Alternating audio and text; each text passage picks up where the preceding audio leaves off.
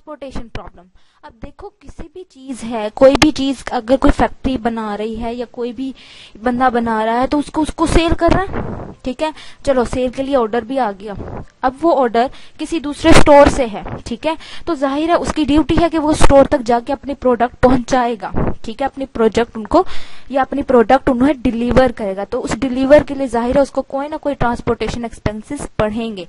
और जब आपके पास कोई ज्यादा एक से ज्यादा प्रोडक्ट्स होती हैं या फिर एक से ज्यादा डेस्टिनेशंस पे आपने जाना होता है तो आप एक से ज्यादा सोर्सेज यानी कि कोई ना कोई आप ट्रांसपोर्टेशन का सोर्स तो यूज करोगे। कोई ट्रैक्टर्स यूज करता है, कोई वैन्स यूज करता है, डिफरेंट सोर्सेज होते हैं ट्रांसपोर्टेशन के, ठीक है, तो उन सब में से कोई ना कोई ट्रांसपोर्टेशन सोर्सेज यूज करेगा। अब उन ट्रांसपोर्टेशन सोर्सेज को भी यूज करना है और अपना ऑब्जेक्टिव भी डिटरमाइन करना है कि हमने स्केड्यूल के हिसाब से यानी शिपिंग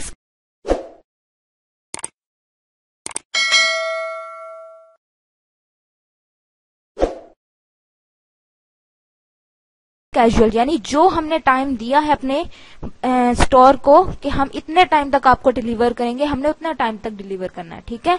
और इसके अलावा हमने मिनिमाइज करनी है टोटल शिपिंग कॉस्ट भी, यानी कि हम जो डिलीवर कर रहे हैं उसमें हमें शिपिंग में या ट्रांसपोर्टेशन में भी कम से कम खर्च आए, ठीक है। हम सप्लाई को भी सेटिस्फाई करें, ठीक है, और डिमांड भी पूरी हो, ठीक है, यानी जितनी लोग मांग रहे हैं उनको भी उतनी प्रोवाइड करें। हमारे पास जितनी बन रही है वो भी उतनी ही बने जितनी डिमांड हो, ठीक है। और उसके अलावा हमारी शिपिंग कॉस्ट भी कम आए, ठीक है, हमारी ट्रांसपोर्टेशन भी मतलब कि कॉस्ट कम आए, और उसके अलावा हम टाइमली डिलीवर भी करें, ठीक है, टाइमली भी पहुंचाना है। तो उसके लिए हमारे पास हम क्या करते हैं, अब उसके लिए हमारी रियल लाइफ में, अब रियल लाइफ में भी तो ऐसा ही काम होता है। यहाँ एक एग्जांपल दी गई है, ठीक है, से आप पढ़ सकते हैं, अदरवाइज मैंने आपको इसको एक्सप्लेन कर दिया, बिल्कुल वही चीज है। ओके, अब इसका स्ट्रक्चर जो हम पढ़ेंगे, हम यहाँ पढ़ेंगे वो स्ट्रक्चर कुछ इस तरह का है। हम इस स्ट्रक्चर को सॉल्व करेंगे। अगर आप यहाँ से देखो तो ये एक सोर्स किसी एंड डेस्टिनेशन तक सप्लाई कर रहा है अपने प्रोडक्ट की, यानी उस सोर्स को जितनी प्रोडक्ट्स दी गई हैं वो उन सब को हर डेस्टिनेशन पे जाके सप्लाई कर रहा है, ठीक है। यानी इससे हम ये कह सकते हैं कि हमारे पास जितनी भी, इस तरह से आप इसको देख सकते हैं कि हमारे पास ये एक सोर्स है, ठीक है, ये एक सोर्स है किसी ith सोर्स से।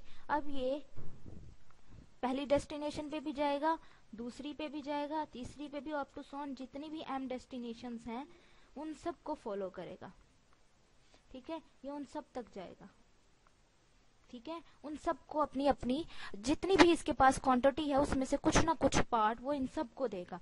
जबकि इस डेस्टिनेशन पे डिमांड कितनी है, किसी B1 अमाउंट की, इस पे B2 अमाउंट की, इस पे B3 अमाउंट की, and up to so on, इसी तरह से किसी भी M अमाउंट की। जबकि इसके पास टोटल कितनी अमाउंट है सप्लाई करने के लिए, AI।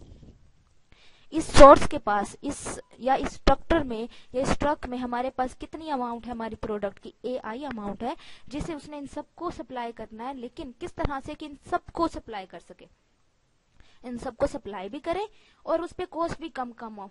तो फिर जाहिर है जब ये I1 पे जाएगा तो इसकी कोई ना कोई कॉस्ट लगेगी, हम कहते हैं वो CI1 लगेगी।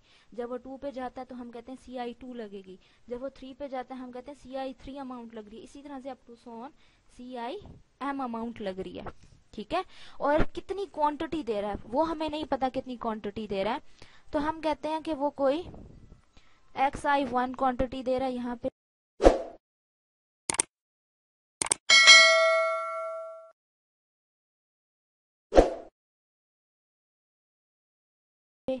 पे कोई XI2 क्वांटिटी, यहाँ पे XI3 क्वांटिटी, ठीक है।